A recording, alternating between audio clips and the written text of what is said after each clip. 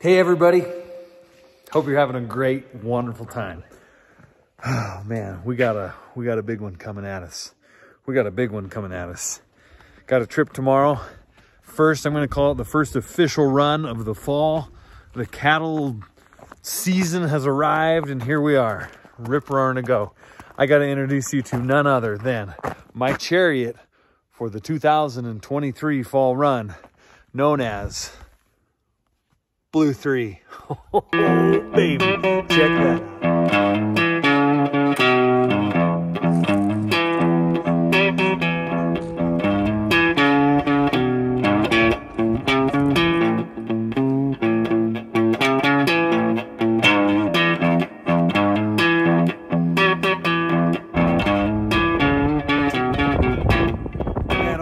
I hope that excited you like it excited me.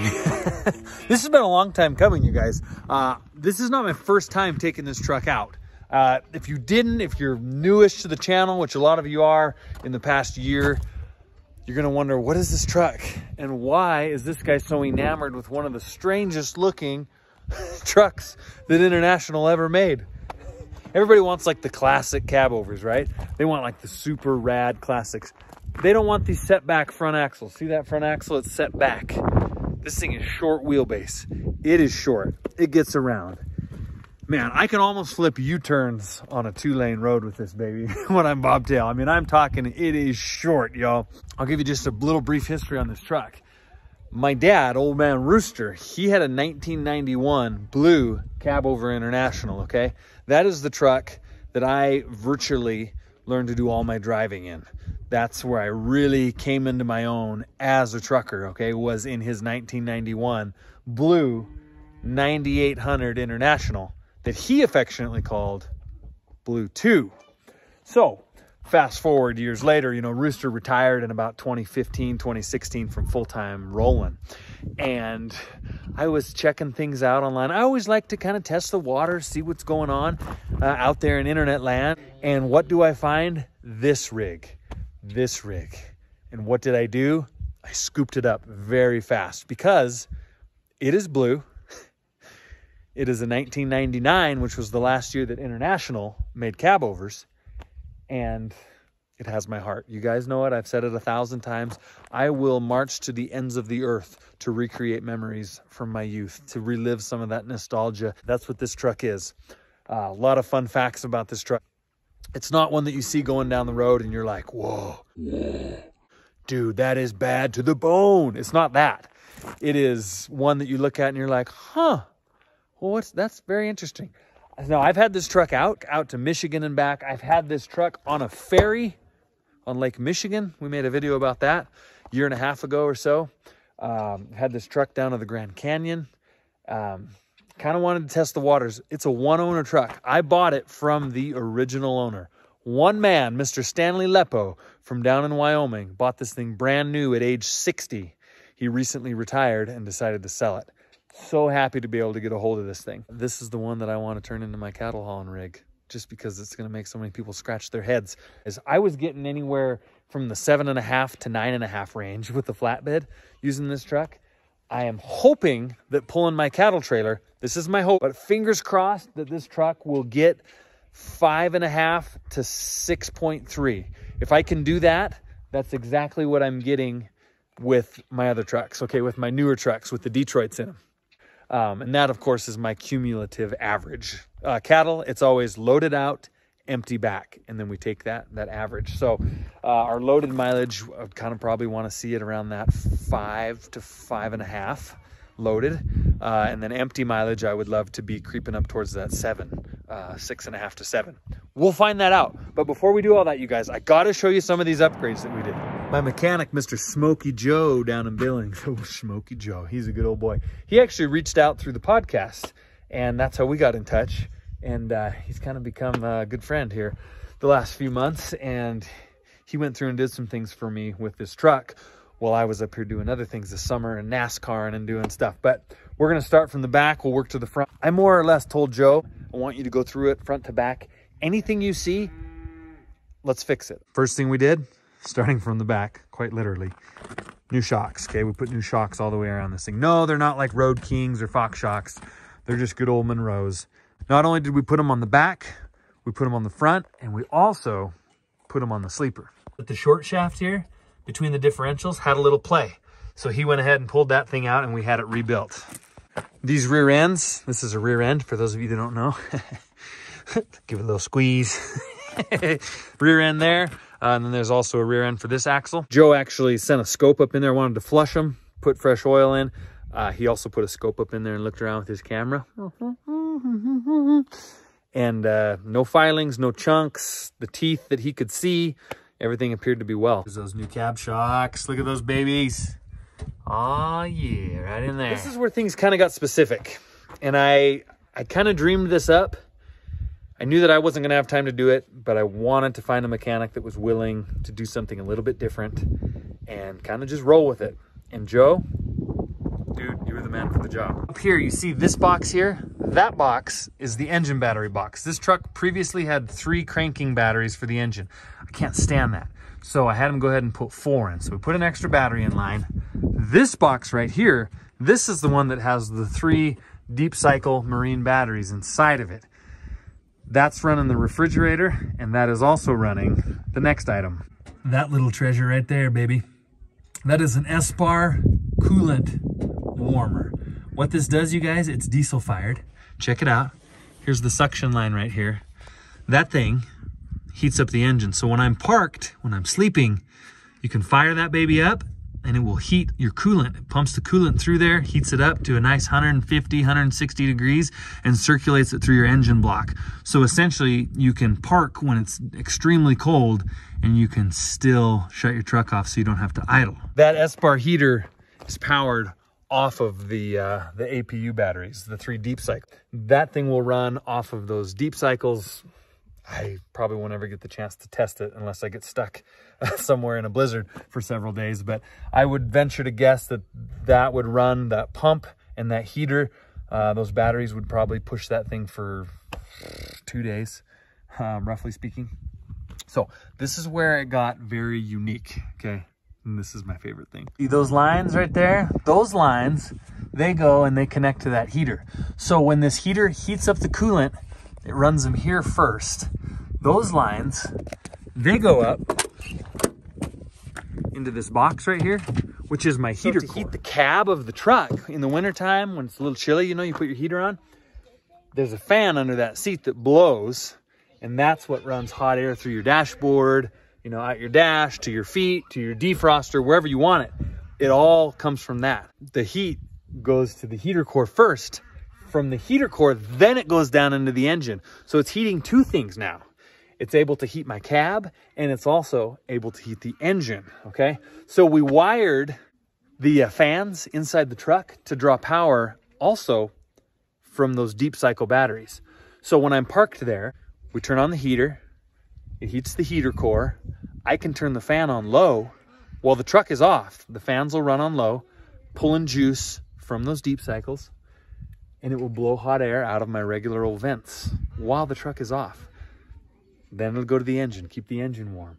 I'll take my rest, and when I get up, I got full 4 batteries of full juice for that engine. I've got a warm bunk. See, typically trucks that have this, they have 2 different diesel-fired heaters.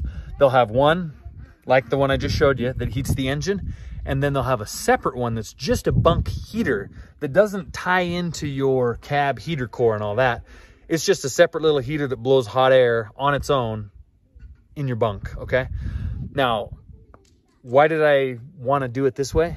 Because it consolidates. You have 1 heater versus 2. That's 1 heater to maintain. They are, you know, you do have to maintain them. They're not just totally trouble-free. They take some maintenance. But now it's set up so this will all run off 1 heater. It cannot stand idling, you guys.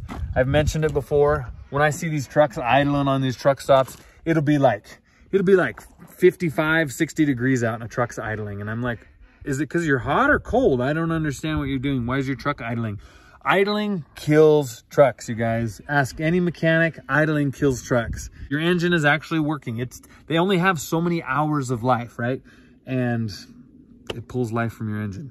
I know sometimes you have to idle, but if you're trying to make a truck last a long time, idling is not a good way to do it. Right there, see that bar? Oh yeah, that's the steering arm. Ah, see, there you go. You can see it hooks to the power steering pump. That controls the steer axle. It wasn't out of spec, but there was a little play in it, and so we decided, you know what? Let's see if we can find one. And sure enough, Automan, which makes aftermarket truck parts, Automan had one. Windshields, got a fresh set of windshields, you guys. Pretty excited about that. Big old windshields. Who knows how long they're gonna last. I'm really gonna try hard. When I get a crack, not a crack, but when I get a chip, I'm gonna have them sealed. These windows, a few people mentioned in the comments, they're still easy to find.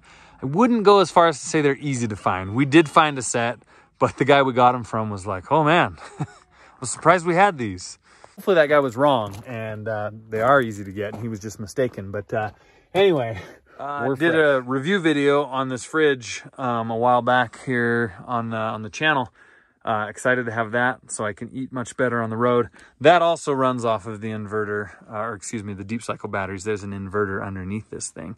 Last fun addition to this truck.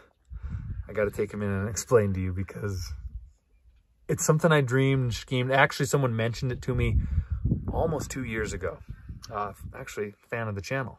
Mr. Mike Dunn. Mike, if you're out there watching, Mike told me this deal where he said he had gotten a little scooter that was collapsible, that he could fit in his battery box on his Peterbilt. It was that small. What he was using it for was so that when he would get to a truck stop, he wasn't confined to just the truck stop. See, you guys, when we're out here on the road, it's hard to find a parking spot, let alone a parking spot that was within a reasonable walking distance of some kind of a service. If you want to go eat, maybe you want to go watch a movie or whatever the case may be, it's really hard. It's a huge challenge on the road. So Mike had come up with this idea, and he's like, I got this little scooter, and it doesn't go very far, but you know, I can do it. You know, I can get out to a restaurant where I can eat some decent food, or I can buzz over to the Walmart or to the, you know, the grocery store, wherever you're at, and I can do that. So that got the wheels turning for me. I feel like I need a little more range than that, though. As you've seen throughout the course of the summer, I've started to have these e-bike companies, for whatever strange reason, have taken an interest in me, which I think is funny, because I'm like, I'm a ranching trucker, baby farmer, you know, type guy.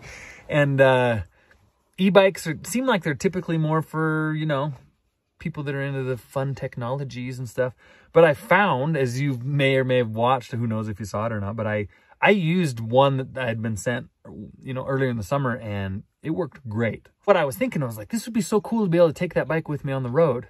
I mean, even if, like, with the range that some of these things have, like, even if I, like, broke down somewhere and was, like, stranded, to have something with that kind of range, you could actually, you know, ride to, you know, we're out here in the wilds of Montana where a lot of places there's no cell service even.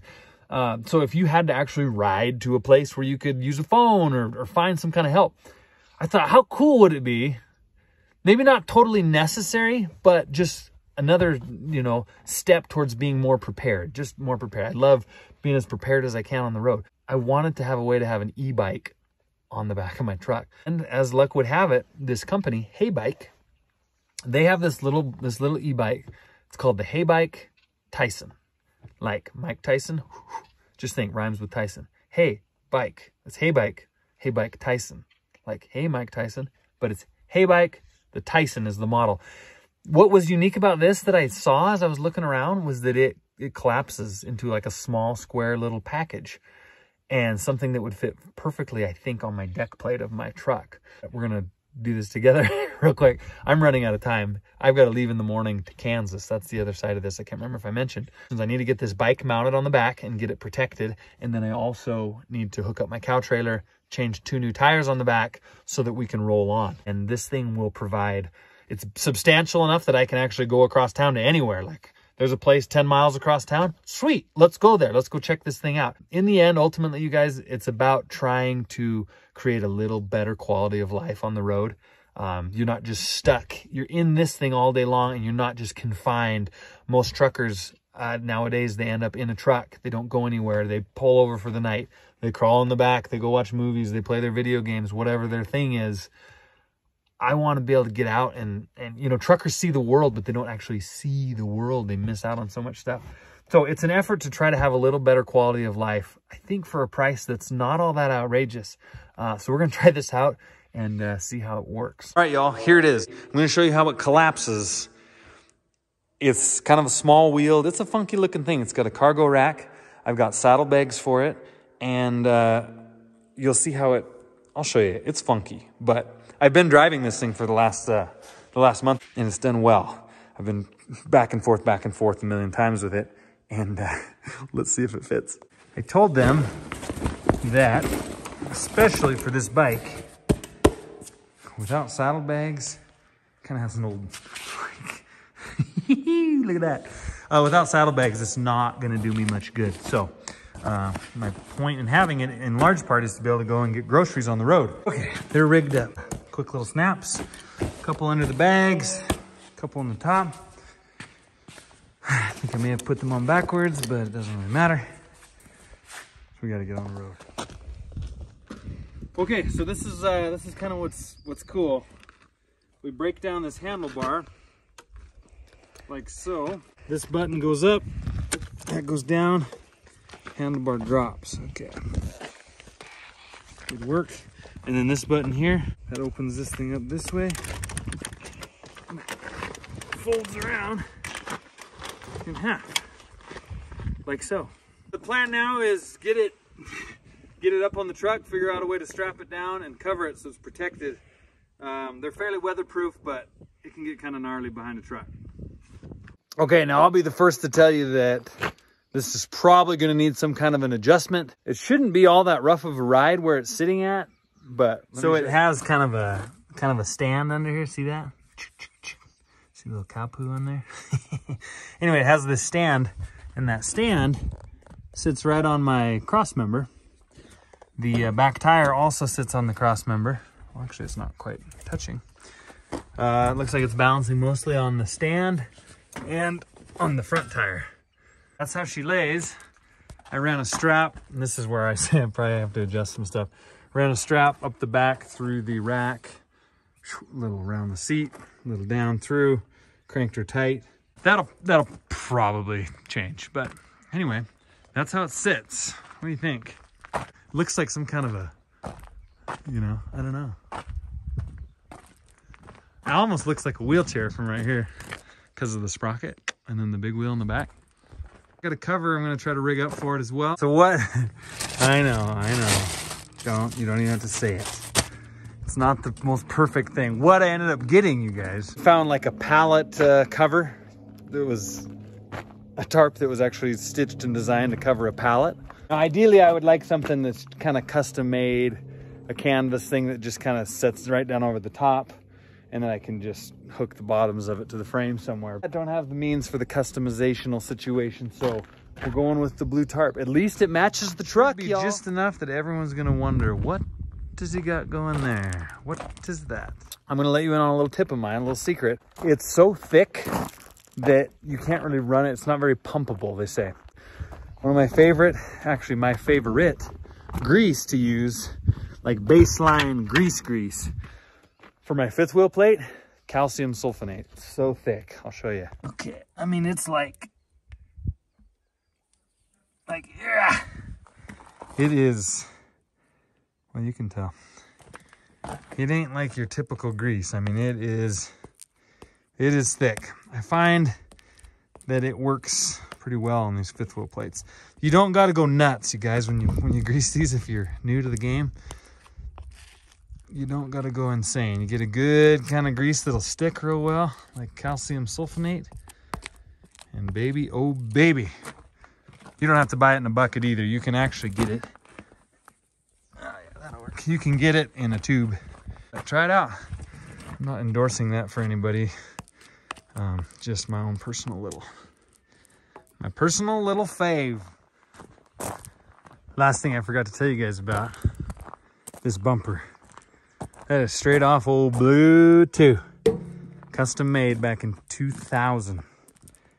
Hit a lot of deer with that baby, and Rooster has gifted it to me to protect the front end of this beautiful creature.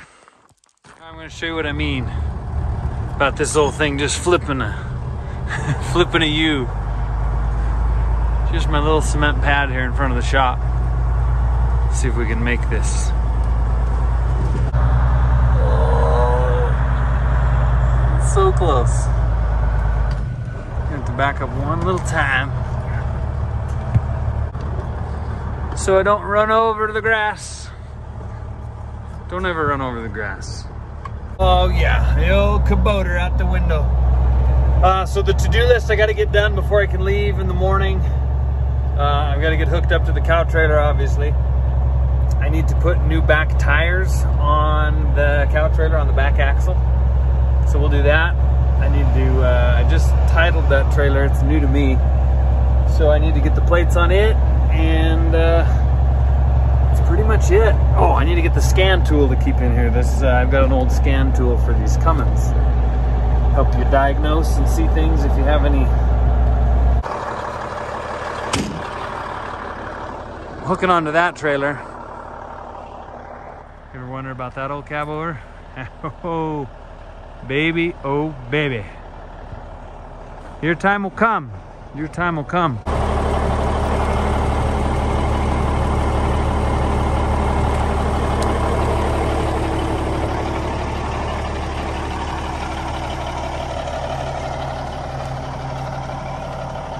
All right, I stopped up here on the hillside. You guys remember me maybe in the past grabbing some sawdust. Hauled some wood chips in the walking floor trailer to the ranch way back. Didn't clean it out, knowing that I would need some chips later. So a lot of times you don't get a chance to get home in order to use your own wood chips, so you end up buying bags on the road. I gotta shovel some chips from there into here. Put chips there, and then I'll throw a bunch in the back, and then we'll throw them up on top, throw some in the nose. Put wood chips in, obviously. Well, maybe it's not so obvious, but you put them in there for the calves so they can stay dry for as long as possible on their big, long trip to Kansas. Almost going to...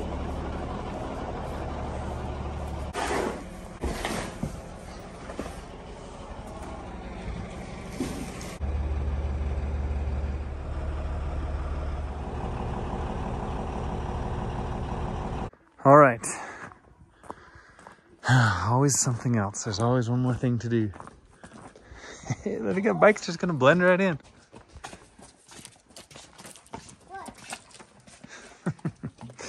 Always running around. It's a good life. Okay, well, the tires are on, license plates are on, the bike is still there. Everything seems to be good. I need a shower. Got to get up in pretty decent shape. Didn't sleep very good last night, so hoping to get a good rest tonight because this is a long haul. Good old Freddy man Fred. Fred, say hello. He slipped in and helped me get these tires on. I was very grateful for that. He has a good way of showing up late when I'm like on my last little and the boy child just comes in. You're turning 13 this weekend, right? Yeah. Woo! Big dog. Big dog. All right, y'all. Well, that's going to do it for tonight. We'll pick it back up in the morning.